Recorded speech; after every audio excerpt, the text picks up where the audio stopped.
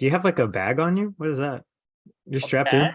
Yeah, what's that? Oh, you're in a sling. What the fuck? Yeah, man. Holy shit. You didn't know that? No, I didn't know you were in a No, sling. I got a sling. Yeah, my What a shoulder's killing reveal. me, bro. For everybody that's listening to this podcast, Andrew is in a sling right now. I thought it was like a body bag, like kind of like a crossbody setup. He's wearing a sling. Yeah. So for those of you that don't know, I live in North Dakota. I slipped and fell on the ice and I landed on my shoulder. I had my hands in my pockets. I went hip, shoulder, head into the concrete. And I was like, yeah. So I thought I broke my shoulder. I went to the doctor yesterday, did some x-rays, not broken, just a really bad like sprain. I don't know how that works. But anyway, I'm in a sling for the next couple days, maybe a week and a half, 2 weeks. So That's that's tough, pain. buddy. I thought you just like were swagged out. You got the hoodie on, you got the hat on, you got a No, crossbody on you. I was like, whoa, look at Zimmel stepping it up no, over here. no. Swagalicious, not the case. I'm in a sling. I'm clipped. My wing is clipped. So the end of my pro dart throwing career for sure. Jeez. Yeah, Dang, and you're left-handed too. We were talking I to am. Trout about you coming off the bench. It's kind of like an off-speed pitcher. Not the case. I wouldn't have been an off speed pitcher, but yeah, no, it's tough. It's tough. So I don't know. I write with my right hand, so that's not like the end of the world. But at the same time, it is like a pain in the ass to try to like do anything, cook, get dressed. But I'll tell you, it feels a lot better today than it did on Sunday. So That's that's like, strange, that you write with your right hand and you throw and do everything else with your left. I can tell you exactly why. Wow. So when you're learning how to write, you're all sitting next to each other in those fucking tables, right? Like in elementary school. And I am such a people pleaser. I'm not going to put my elbow into the little girl next to me trying to learn how to write my ABCs. I'm going to just learn how to write with my right hand to be conforming with everybody else. One kid was left-handed. He got bullied. We were like, when we had to learn cursive, we had to like all get back together and write like in a line. Nobody wanted to deal with that shit. They said, go to the end of the table. We don't want that elbow in everybody's like stuff. So he had to sit way far away from everybody else. Not me. I'm right-handed. That's funny because that's never. I'm right-handed. I'm just Yeah. annoys me. But we sat in class together many times, and that never came. That was never an issue, and I hadn't even thought about that until just now. Oh, I know. If you ever sit next to somebody with left-handed, make sure they sit at the far end of the aisle. Because if they sit in the middle, everybody's going to be pissed off. Everybody's going to be pissed off. That sucks. Yeah. Well, don't be left-handed. Tired of winning the tailgate, but losing the games? We can't help that.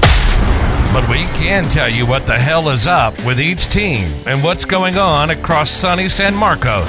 Texas State fans, get on your feet. You're listening to Squarin Around with Jacob Rodriguez and Andrew Zimmel. What's up, everybody? Welcome to episode 16 of Squarin Around. I'm Jacob Rodriguez. That's Texas State Sports Press Andrew Zimmel. A lot of great baseball news to get into, but first, the Women's National Invitations Tournament is when we start, or where we start this podcast, I want to say. The matchups have been set. Texas State was like the first, I think, like automatic bid into the WNIT, which says a lot about the program. Sad face, we didn't obviously win the championship in the Sun Belt Conference Tournament. But we got this, and Coach Z and everybody else was super confident, and ended up being true. So yeah. No, I like that we're in the WNIT. I think that it matters. I saw that North Carolina, the men's basketball team, they were picked number 1 before the season. They decided not to go to the NIT, the men's NIT. And I thought that was kind of gauche. I thought that was kind of like a lame thing to do. I'm glad Texas State is going to the WNIT. I know a couple of years ago, the men's team was in the CIT. So I think this is pretty cool. And I like the first round opponent, Jacob. Yeah, SFA. It's kind of an old rival too. Good team. Mm-hmm. Nice test up front. Oh, yeah. No, I like it. I like it a lot. And I think that it's kind of cool because you're playing an in-state rival. So hopefully you get some like fan support. You know what I mean? Like it won't be one of those games where like nobody's there. You know what I mean? Like you should have Bobcats that can travel. You should have, I forget what they are, the Jacksaws or whatever. They should be able to travel. Lumberjacks. So I think, right? huh? What are they? Lumberjacks? Lumberjacks. That's what it is. So you should have good groups from both sides, like showing up to support their teams. Yeah, they're playing in Nacogdoches too. So, East Texas, not too bad. Not too bad of a No, drive. no, and honestly, I'd rather play in East Texas than North Texas or West Texas. It'd be cool if we were hosting, but we're not. So Did you say if we road tripped it? if we were hosting. Oh, yeah, I mean, whatever. No, not the WNIT sponsored in part by Squarin Around. We're not there yet. I thought, yeah, I was like, all right, is this guy serious? I was That'd be like, crazy. No, yeah, I mean, I would like that, obviously, but no, I understand our limitations at the moment. I don't think they're giving us the WNIT to start. no, I don't think so either. No, but it would be cool. I mean, look, I like the first round opponent. I think that we match up really good against SFA. I was looking a little bit into their record. You really can't get too deep into it because there's only so many like opponents and stuff. But I think it's a pretty good first round matchup. They play so they play SFA this Thursday, which is when this episode is slated to come out, actually. So we'll probably be tweeting about that game all Thursday. Spoiler, I recorded this episode early because we have things to do this week. But that's at 7:30 in Nacogdoches, like I was saying. And this field is what I thought was cool about the tournament. It's made up of automatic qualifiers from all 32 D1 conferences, and as well as 32 at-large squads. So it's all 32 basically like also rans from D1 basketball. Second place, third place at times. But then it's like everybody else too. Kind of who got the best shot, maybe who had a really good tournament run. And Oh yeah, you have some teams that had a really good regular season and then they come up short in the tournament, or you have teams that had a really good tournament run, say where they were a lower seed and they did something. So it's weird because a lot of the Power 5 teams kind of sneak in there already, but it's conferences like the Sun Belt, Mountain West, those type of conferences end up getting a handful of teams in the NIT, because I don't think Texas State's the only one. I think there's more Sun Belt teams in there too, right? yeah, I think there's 2 or 3. Wow. According to your boy Scott Watkins, no WNIT for Southern Miss. Texas State will be the lone Sun Belt representative. No, well, I was wrong. Whoops. I guess I could just click on the whole list. Like that just, yeah, I think that's it. Sun Belt, Texas State. That's it. I'm just verifying Scott, but he's a great journalist. Why the hell would I bother? Yeah, that's it. Sun Belt. So what you said earlier, take it back. Take it back. Yeah, it's just Texas State. I thought there would be more in there. There are not. Nope. I never heard of this Patriot conference. What the hell is that? Oh, you never heard of the Patriot Conference? No, is it good? Do you watch a lot of Patriot women's basketball? I don't. No, I don't watch a ton of women's basketball in the Patriot Conference, but they do have a pretty good conference tournament. Every year, the Patriot Conference ends up getting pretty good ratings on ESPN Plus. Really? ESPN Plus gets pretty good ratings for the Patriot Conference. ESPN Plus, it's a shame that ESPN has not been able to find a way to buy March Madness. We were talking about this off air. We were saying that like True TV being like hosting presenting games, sponsors, yeah, it's kind of tough. It's like what is it? Impractical Jokers, a 2 versus 5 matchup, Impractical Jokers, Impractical. It's like, all right, you know what I mean? Yeah. Where's the WNIT going to be on? Is it going to be on ESPN Plus? It's on. Let me see. I pulled up that release just now. I think it is on ESPN Plus. Oh, it's actually on CBS, the championship. Well, okay, I knew the championship would be on CBS, but like the rest of it, it's got to be somewhere, right? It can't be all on Paramount Plus. They also have this press thing kind of misorganized. That's why it took me forever for me to figure out how Texas State was the first one. I had to read it like a bunch of times. So we were the first overall seed in this tournament. Yeah, well, like the first team to get an outright bid, because I think the Sun Belt was one of the first conferences that like completely wrapped up. Yeah. Okay. Yeah. I think those are 2 different things. Yeah. But hey, I mean, I'll take it. Hey. Doesn't even say it on like the women's basketball post, like where to watch it or anything. But it's probably because they're still like setting that up. Let me just Google. No way. Where can you watch WNIT? Get the free PBS app. That's what I was gonna say. I was like, "Do you see this?" I was like, "If they put the WNIT on PBS, bro, like that can't mean Women's National Invitational Tournament, does it?" No, there's no way.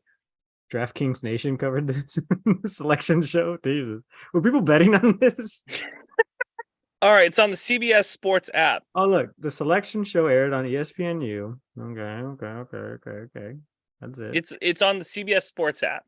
That's where it's going to be. It's- CBSSports.com. So it's you on the need to CBS have. Well, thank God for local affiliates like CBS, San Antonio for carrying these games. They're not carrying the WNIT. Well, those carry the championship eventually. All right. Ken's 5. Ken's 5. Ken's 5. Yeah, I you would get your plug in. No, it's like I don't know. We talked to Coach Z about like the regular season championship doesn't matter, that type of thing. WNIT, if they win the WNIT, that is huge. That's so big. That's a BF and deal. Yes, that's a huge deal. So Mr. Negativity over here, I'll eat crow if they win the WNIT. Now, I'm looking at the bracket, Jacob. I just had it up. Mhm. All right. So how speculative do you want to be? Do you want to look like the WNIT? Do you want to go like, all right, Texas State wins this game. Here's who they'd play in the next round. Let's go like I thought you were talking about like in terms of optimism, like how optimistic you were going to be. Yeah. All right. Well, we can do that. How optimistic are you? I think like 50-50, What the hell is like, that even supposed to mean? Like either we're a first round out. How or we win a optimistic are you? 50-50? Like literally 50-50. Yeah. All right, that didn't do anything for anybody. So Texas State, they're in the round of 64. How many rounds deep do you think they could go? Sweet 16, Elite 8. There's 64 teams in this tournament. I think there's too much talent on this team in terms of like seniority. Coach G was talking about it too. Like, I don't know if she's ever going to have a class like this. She was having her own, doubts just about the college basketball landscape. It's hard to get a senior to stick around for 5 years, like Coach Johnson and Coach Z have been able to do. So whether or not they do that again is going to be kind of telling, but that's kind of why I think this team could go to the Elite 8. Okay. That's a big ask. So, all right. In the next round, they'd play the winner of Kansas. They play the winner of Kansas, and I want to say Western Kentucky. Mm-hmm. The Elite 8 is a step too far. I think the Sweet 16, if a Sweet 16 bid would be really, really, really nice for this program. And I think that would be banner worthy. I think getting to the Sweet 16 of the WNIT is a, hey, we should put that on something. You know what I mean? They actually don't call it the Sweet 16, though. They call it the Super 16, just to let you know. The Super 16. All right. I guess the NCAA gets the Sweet. So the Super. Cool. Whatever. Point is, making it to that round, I think, would be a really, really, really big deal for Texas State women's basketball. I think you're right, though. I think having a bid to the Super 16, as it were, would be really cool for this program. You said that they had gone kind of far before in the WNIT. Do you remember what place they did? I cannot tell you what place they ended up in the NIT before, but they did go when we were in college. They did have a WNIT bid. I think it was around a 32, though. I don't think they made it to the 16. That's that again. This is just off the dome. I cannot tell you exactly. But yeah, no, it's like this getting to the WNIT is a big deal. Mm-hmm. Beating a relatively regional opponent in SFA it would be huge. Taking down the likes of Kansas or a Western Kentucky and then moving on and potentially knocking off another team from a Power 5 conference, it's doable. It's very, very, very much is doable.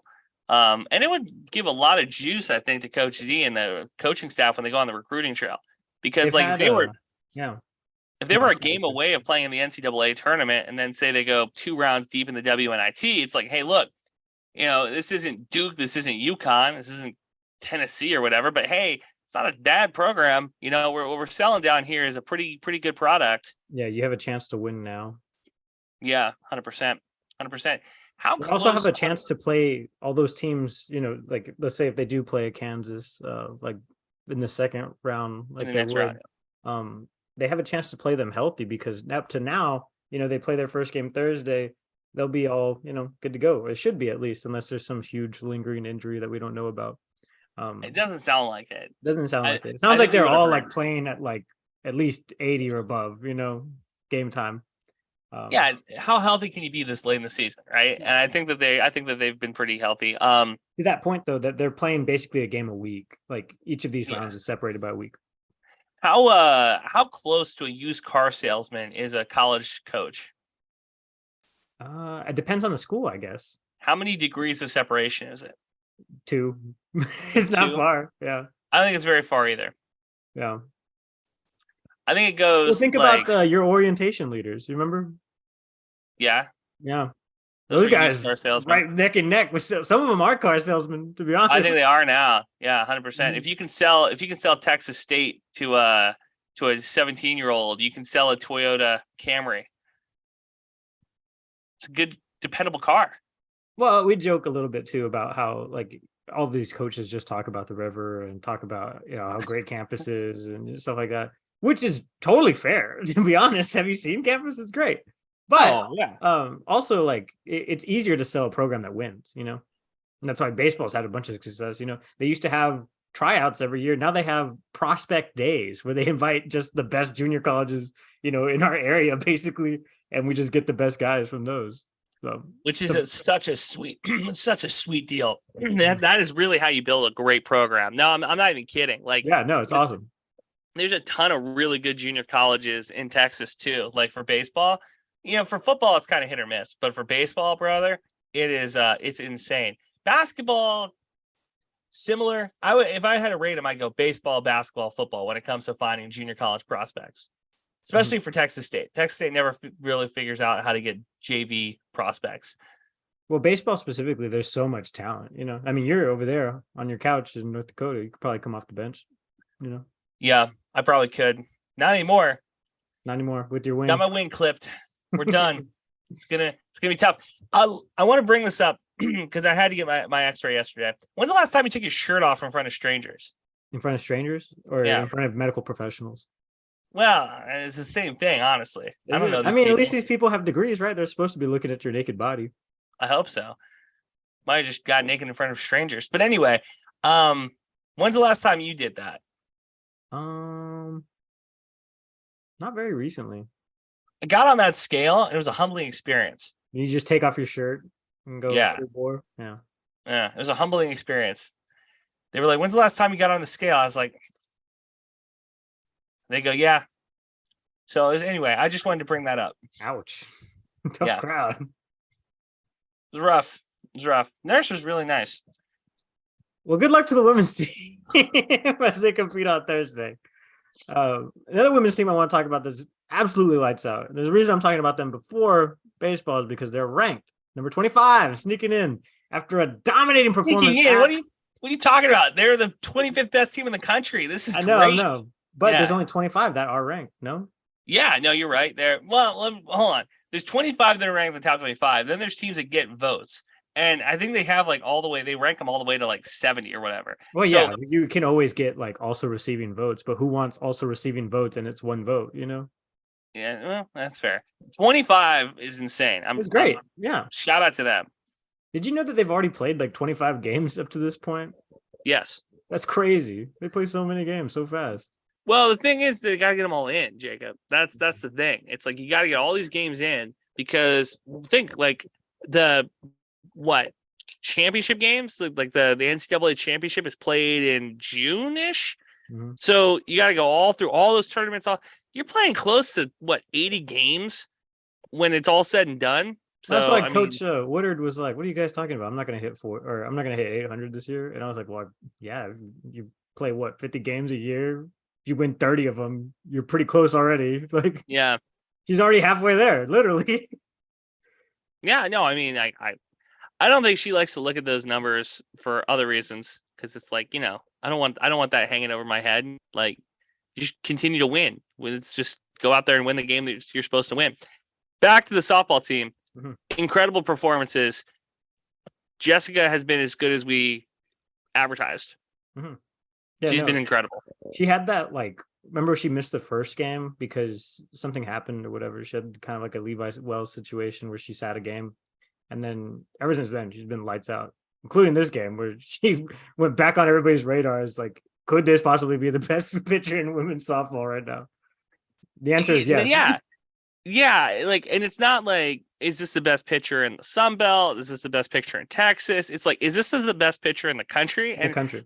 And which is crazy to think. Like, it's wild that I don't know how Coach Woodard does it, because it seems like every 4 years she gets one of these players that's like a Randy Rupp. You know what I mean? Like, because that's always going to be, I think, like the baseline now when we talk about these great pitchers is just like you get a Randy Rupp and then, you figure everything else out. You get a Jessica and you figure everything else out. And she has been so stinking good. And it's like, I love that the softball team has a really good photographer too. I don't know who's doing the photography over there, but there's really good action shots they post on Twitter all the time. And that's really cool, I think. I think it's really cool to see the joy of victory in a lot of those photos. Can you quantify how good she is? You know some of those numbers? I do. Off the top of my head, what's the ERA? Sub 1.2?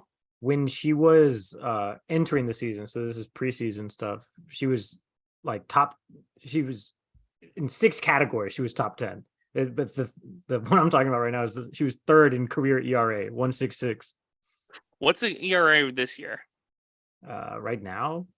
Yeah. Let me see. I think it's like 1.2, 1.3, something like that. 1.19. Jeez. So yeah, it's sub 1.2. Mhm. That's insane. That's like, you're gonna win a lot of games with a sub 1.2 ERA. And with softball, you can pitch every game, every other game. So now it just comes down to, can the team put some runs on the board? And they have been. They've been putting some runs on the board. Not just pitch every game too. She threw 9 in this last one, so it was just all her. And UT had changed out. They played the Bevo Classic, obviously. So I'm talking about this, and also helped them get that dominating win. This is also, I love ballparks. I know what each of these ballparks are called. Do you know what UT's softball complex is called? If the baseball team is called the Dish, the softball team has to be called the Bowl, right? No. Oh. It is the Red and Charlene McCombs Field. Red McCombs Field, huh? R.I.P. Red McCombs passed away. He did. Gave a lot of money. That was his pro team. Was the Texas UT Athletics was his pro team that he put money into. Mm-hmm. And a bunch of other places. I think at UIW, he's obviously San Antonio area, but he put in a bunch of money at UIW too, because their business school is Red McCombs too. He's got a name named after him, like everywhere. Guy was a rich guy. Cool. And like I was saying, they did really good in the Bevo Classic. Did they surprise you in the Bevo Classic? No. I mean, they threw at 9, right? Like a regular game is through 8. So it took them through one more and then scored on that very next one. So just that kind of ability to be like, okay, this is game time now, But then for like the entirety of the tournament, did they like impress you? Is my question. Mm-hmm. Yeah. Okay.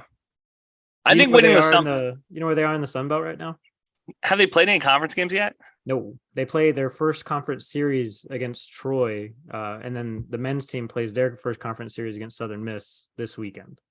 Yeah. So again, that doesn't matter. They haven't played any conference games yet. And you know what's bullshit? We're talking about conference, non-conference. Coastal Carolina is number 1 in the conference right now. Do you know who they've played?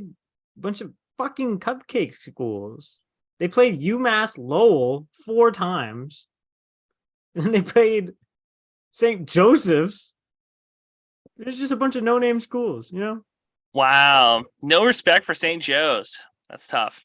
Yeah. Look, but the thing is that thing to this year, that'd be something. The thing is that you're always going to play those northern schools, and they gotta play somebody. So it's not, I don't really care. Conference is what matters most. Something, yeah.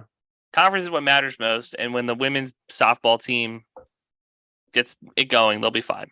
But yeah, like I was saying, Jessica Mullins entering her junior year, she was 3rd in career ERA, 6th in career wins, 5th in career strikeouts, 8th in career appearances, 8th in innings pitched, and tied for 10 in shutouts. So she's behind Rupp in most of those categories, right?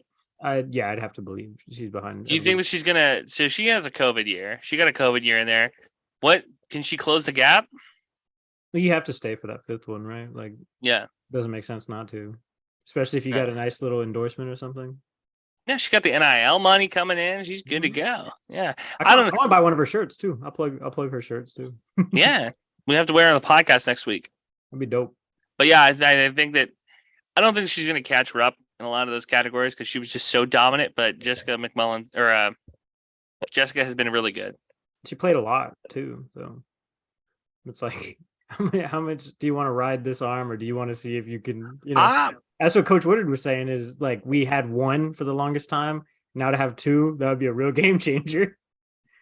But I don't think they have to. You know what I mean? I think so. Like, I mean, so far this season, I don't think that they've had to. Do you? Like, I mean, I just box score watch, honestly. So like, I haven't seen anybody else coming in and pitching big innings. I see the tweets. I only pay attention when our girls are pitching, Jessica. Yeah. Well, if we only pay attention when Jessica's pitching, then we're never going to know if they have a second ace. So there you go. Sorry, fans. That's where we're at. That's our homework. Watch the games when Jessica's not pitching. It's hard. There's so much to do. There's so many other things. It's just now recently calmed down. Yes. Mostly the men's team ending the way it did. Yes. Basketball's done, so now baseball. Baseball and softball a lot easier to keep track of. But I get shamed by Texas State fans. I don't know if you know this, Jacob, but there are people who are like in San Marcos who are like, "Are you watching this game?" I'm like, dude, I'm calling basketball games. I'm like, there's a lot going on, and they're like, well, Texas State, they're playing North Dakota State this weekend. It's like, okay, I'll watch a couple innings, but I can't sit and watch 9 innings of ball game. I just can't. There's too much stuff going on. Now things are relaxing. Now I can watch again. But like, come on, give me a break. Mm-hmm. No, I agree. It's kind of a lot. It's a lot especially 2 weeks ago, right? When we were doing all those things, we had like 2 podcasts a week, and then everybody's expecting us to watch all the things that we're supposed to talk about on air. Well, and then who are you to demand that? Exactly. We're trying our best. Okay. Trying our best. Yeah, I want to talk about baseball. Actually, we talked about baseball a little bit. Like I said, they ate the Bison up, bro. Beat the hell out of NDSU. I actually didn't know NDSU was that good at baseball. Did you? Yeah. What the fuck are you talking about? Yes, I knew. Hey, I'm not a real fan. I'll admit it. I watched Texas State play. I know. I get it. No. I knew that they were pretty good. They got a bunch of dudes who, I don't know, good for North Dakota, good for this area of the country. When they played Texas State, they got that lead. I think they had like a 7-1 lead, and Texas State came back, and I was like, ooh, baby. I love that. You're right. When you talk about Coastal Carolina's level of competition versus what Texas State has played, the Bobcats across the board have played better non-conference competition than probably close to anybody else in college baseball and softball. Yeah. Last thing, you didn't mention that Texas State beat Alabama, which is a ranked team too in that Bevo Classic. Oh yeah, that's 2 back-to-back wins against ranked teams. Yes, that's freaking huge. And one of the chicks, Abby Dusher, plays first base for Alabama, won a state title last year in North Dakota. I covered those games, called those games, and she's really good at basketball. Everybody was like, well, she's playing softball at Alabama. I was like, holy, that's crazy. So here we are. That's pretty good. Huh? And she's starting. Yeah. She's legit. And people were like, again, whatever. Point is, the win against Alabama was great. I'm really happy. Sell her on Texas State. I didn't talk to her. Yeah. I let her. She signed her letter of commitment. And it's my pitch for Texas State would be a lot harder, I think, than an Alabama coach coming in being like, "Hey, Alabama." Like, I don't know. When you fly in on Nick Saban's helicopter. Yeah, when you walk through and it's like all of the different photos, and Tuscaloosa has spent billions of dollars on their equipment and stuff, and it's like, we have a river. I can only imagine like the food and stuff at Texas State is great, right? We have all eaten that. Oh, I got super fat, yeah. Yeah, I gained the freshman 15 for sure. I can only imagine the difference at a D1 perspective too at Alabama, and like how much more stuff that goes into all that. I think that if you're a student at Alabama, you're probably getting the freshman 15. I think that you're a student athlete at Alabama, you're getting the freshman 25, and it's a muscle. Mm-hmm. They got you on that nutrition program. Whereas maybe Texas State does. I'd like to, next coach we have on, Jacob, remind me to ask about the nutrition program. Like, this guy's from New York, we're going to make him look like he only ate cornbread growing up. Coming soon. No kidding. Hey, we should get the strength and conditioning coach on. Honestly, I've been interested in all that too. I'm poking around. We're seeing. We're shuffling our cards. It's the off season, so we got a lot of people to talk to. Frankly, I was gonna say it's a good August interview. Mm-hmm. Yeah, I agree. So baseball, like I was saying, takes on Southern Miss. You excited to see anything in the baseball world? We talked about where Texas State or softball lands in the conference. I think baseball is actually in that same boat. They haven't played any conference games, so it's like the standings don't really matter all that much. Because you're playing, Colgate, and you're playing Yeah, playing all these, like, does this even exist? Like how everybody says about Gonzaga every year. Exactly. You kind of go like, where is this school located? Some people are talking about that about U of H and their basketball run thus far. Who said that about U of H? Just random people on the internet, losers without podcasts like you and me. The American Conference it's not the best conference in the world, but it's not bad. Anyway, call them frauds because they beat Memphis. Wow, fraud. That's a lot. All right. Well, anyway, point is that I think the baseball team is in a similar boat. You're correct with softball.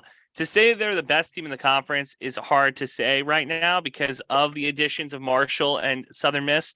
This first series, you don't want to put too much stock into it against the Golden Eagles. But with that said, it would be really nice to take 2 or 3 against Southern Miss to really start the conference season off right. My question will be, what does that Friday pitcher look like?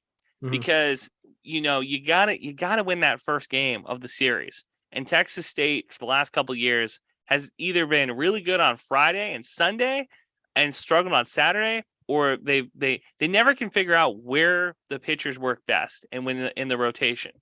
Their midweek's been pretty good too, I'd say. Like midweek has been good. The midweek's been good. Yeah, but the midweek's weird because that's you get like a Texas quick turn. Yeah. Well, you get Texas on like a Wednesday, and it's like, oh, this is the biggest game of the season. This is going to be the game that everybody shows up to. Or and this year we do a home and home with them Tuesday, Thursday. Yeah, really? Okay. So do we have a Tuesday, Thursday, Friday, Saturday, Sunday? Let me see. Yeah, I was going to say, do we play 5 games in 7 days? We just did something similar with Sam Houston actually not too long ago. So, it's a Monday, Tuesday, and then we play Friday, Saturday, Sunday against Marshall. Gotcha. April. Yeah, so that's April 10th is the first game against UT. We play them the next game. First game's in San Marcos, second game's at Dish Falk, and then we have a home series against Marshall. So at least we're not traveling very much. We're just going up and down 35. Up and down 35. Yeah, no problem there. Yeah, I mean, I just getting the first win of the season, conference win of the season against Southern Miss would be important this week. I was talking about that UIW Sam Houston deal, right? So when we had to do a similar turn like that, right? We played Tuesday, Wednesday, pretty similar situation to Monday, Tuesday. Beat UIW, beat Sam Houston, then traveled to Grand Canyon and had maybe our worst showing of the year before losing to UTSA. Yeah. So we lost that first game. Everybody was like, that's okay. Pick up your chin. And then won the second game and then lost 0-11, got shut out. Our moniker is Slam Marcus. Is San Antonio's Slam Antonio? Slam Antonio. I don't buy any of that BS though. Did you see what they did to the TAMU CC Islanders over the weekend? 31 to something. Yeah, it was the poor Islanders, bro. My boy Izzy the Islander. I used to work in Corpus, so I'm kind of partial to that team, to be honest. I like Corpus, even though everybody else seems to freaking hate it for whatever reason. I'm the only person in Texas who likes Corpus Christi, it feels like. It was fun. It was fun while it lasted. Yeah. Look, check this out. Game 1 of that, right? They came to San Marcos, they beat us, whatever. Then they had a 3-game series in San Antonio. They beat the Islanders 10-6, game 1. Game 2 on the Saturday, 31-6. And then for the sweep, they beat them 9-6. 31? They're really good, man. It is. That is really good. Yeah. So they had like a Chase Mora type game. And that's not good. Don't let the cats get hot. Definitely do not let the birds get hot. Do we play UTSA again this year? We do. April 21st. All right. And mark the calendars, because that'll be a revenge game for sure. Yeah, I'll be there too. So hope we travel well. All right. Oh, not April 21st. I'm sorry, April 18th. April 18th. Got my days all wrong. They played Troy on the 21st. Got you. I wanted to talk about how good Chase Mora is. He has been on fire. He's been the best bat for Texas State for sure. Is it weird that a freshman's holding that weight? It's been wild. Yeah, it's been wild to see how strong he's come on. Because talking to Trout before the season, you can go back and listen to the interview. He's not somebody that Trout talked about. He's not somebody that Trout was really. Yeah, didn't focus on him at all. In fact, I remember he said that this is a team that's led by upperclassmen who they have underclassmen who are just trying to figure out their roles. Well, Mora's role has been hitting the freaking tar out of the ball. He's been hitting the cover off it. So shout out to him, man. Great stuff. Yeah. I don't know. It's like I want to see. Oh, obviously, Jose Gonzalez has been amazing too. He's one of the best hitters in the country. Ben McClain too, having a great season. The pitchers, doing their thing, figuring it out. Post Levi Wells, figuring it out for sure. Figuring it out. I'll say too about scheduling that football kind of does everything wrong because they have a guy that comes in every 3 years with a lot of hopes, a lot of dreams, a lot of aspirations. And so they schedule these games like the schedule we're about to have. It's a crazy schedule. It's meant to have been built up over the course of 4 decent years of success. And then you have a really good breakout year, right? Mm-hmm. Boom! We're at that time. We're about to get slammed in the face, prospectively. But because Coach Woodard and because Coach Trout have both been a part of coaching administrations that go back to what feels like the dawn of time at Texas State. You go back to the UTSA series. It's a 100-game series. It's a great rivalry. It's a great tradition that they've played, even through the separation of conferences, through the implementation of new teams in those same conferences. It's really cool that they've kept it going, for as much as I hate UTSA. I agree with you. Yeah, UTSA's had a baseball team longer than they've had a football team too. It's part of it. When you talk about the different rivalries and stuff, I think one of the first games I saw Texas State play was at UTSA, and it was a basketball game. It was a men's basketball game. So yeah, Mora has been really good. This baseball team has been really good, but like I say, none of this matters until we get to conference. I'll do a little numbers radio for Mora too. This is from our boy Chris, from the sports information director at Texas State. Mora's college career at the plate so far. So this is post NDSU game. 67 pitches seen, 20 plate appearances, 19 at bats, 8 hits, 7 home runs, 3 home runs on 2 strike counts, 17 RBIs.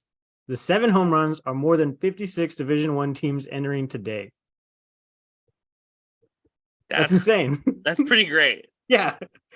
He could beat a whole team by himself. That's crazy. Well, you talk baseball is all about streaks. It's all about, you're on a hot streak right now. Texas State has kind of been able to capitalize on his hot hitting streak. It's not like he's hitting these home runs and we're losing games. That's the other thing. Well, they've invested in the long-term, mental support of the student athlete. That was one of the first things Coach Trout mentioned, is that they bring in a specialist guy, mental, what's it called? Sports psychologist. That's what I'm trying to get at. But that talks to them, breaks down kind of things that they're trying to get over, for example, if Chase Mora is really, really hot and then out of nowhere just drops off and it's will he ever play baseball again? These are the things going through his mind probably. How do you get over that, I had a friend in high school that wanted to be a sports psychiatrist, and I said that was so dumb. I was like, that's a lame job. That's not a field that's going to ever expand. I don't know. Let me ask. We should ask some of these student athletes. I'd be curious to see what they have to say, because I think for the majority of fans, the idea that there's a guy that's going to come in and talk to you, and then he's going to be able to solve any of your mental anguish, you know what I mean? To make you competitive. I don't think the majority of fans are going to be like, what the hell are you talking about? Just go out and kick the ball. Just go out and hit the ball. And now I am a sophisticated individual. I know that it is important or whatever. But for the majority of fans, I think, to say that, like, so and so needs a sports psychiatrist to figure out how to hit the ball. I don't know. I think most older fans will turn their nose up at that. I think it's kind of like having your mom or your dad or your boss tell you something that you kind of already know. You have the answer in front of you and you just don't want to admit that it's right. And you have to kind of do these things to get a certain result, but you get an outside perspective that's like, hey, I'm here for you. I'm a good investment tool for you. Listen to me. I have all your answers. I think it's cool because is that just what coaches do though? Because then you're all the time too. You're probably listening to yourself. You're listening to the same coaches. You're listening to the same like circle of influence. And then finally this shaman enters and lets you enter the avatar state, Right. Hopefully. Yeah, spot on. But yeah, shout out Chase Mora for being amazing. This week, he's National College Baseball's Player of the Week. So that's crazy honor too. Hell yeah, brother. Wasn't he first one in a while? He was I want to say the Player of the Week or on some sort of watch list a while ago. He's gonna end up playing for Player of the Month here pretty soon. He's a beast. He keeps this streak up. Yeah. Also some football headlines, everybody. Ooh. This is reported by Dave Campbell's Texas Football. SFA loses another assistant coach to an FBS school. So this is about the running backs coach at Texas State. Still no announcement from Texas State, but if Dave Campbell's is saying it, 24/7 is reporting it, I think it's pretty much happening. Yeah, I concur. So the running back coach is leaving too, huh? Yeah. Well, no, we already had remember Cam Martin? Yeah. He already took off, and so we're getting SFA's coach. Again, feels like there's plenty of time. I'm not super concerned. Some people get really concerned about this stuff. I start worrying in like Eric April. Stevens, by the way. April is when I start saying like we need to have our coaching staff figured out. Yeah. Well, I mean, all these guys, like, what do they really mean to Texas State? They haven't played any games together, so it's kind of like pretty much throw the dice.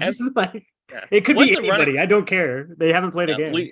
We just need to have a coach that's in the building. Literally, yeah. It could be my middle school coach. Could not be that. Does Coach not Gatlin. need to be. Does not need to be a middle school coach. It needs to be somebody that can run the ball. I'm sick of. We haven't been able to run 80-yard games. Years. What? From two backs? What the hell is that? Years we haven't been able to run the ball. Also, like from Dave Campbell's football, they did this with a bunch of teams. They had the schedules, had a picture of the team. How far do you think this is gonna go? Texas State got a bunch of interactions. 189 likes, 23 retweets, a bunch of comments, 58,000 views on this. Our president, Dr. Kelly Danfus, says that we're going 12-0. 13, actually. That's a bowl win. So I said 6-6. I think you said 6-6. We'll put Kelly down for 12-0. Yeah. I like Tyler Huff, though. So if he's confident that we're going to go to a bowl win, he said, what did he say? 6 or 8 and something? Or I've heard that before. You put that in your bucket of things you've heard before? I've heard that before. We're going to win a bowl game this year. Let me see it. When we do it, we'll buy the shirts, we'll print the t-shirts, but until then it's like, let's just win 6 games. Let's get to 6 wins. Don't worry about the bowl. Don't worry about going to the Bahamas or wherever else. Just win 6 games. And then we'll figure it out from there. Bobcats. I'll tell you what, if they do go to bowl, I will definitely be there, because how could you not want to go see the first bowl game? 100%, 100,000%.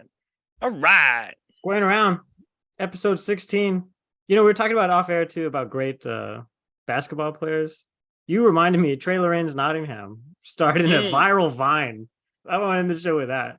So shout out Trey, man. I miss him. Shout out Trey. So many great players. See you, man. See you.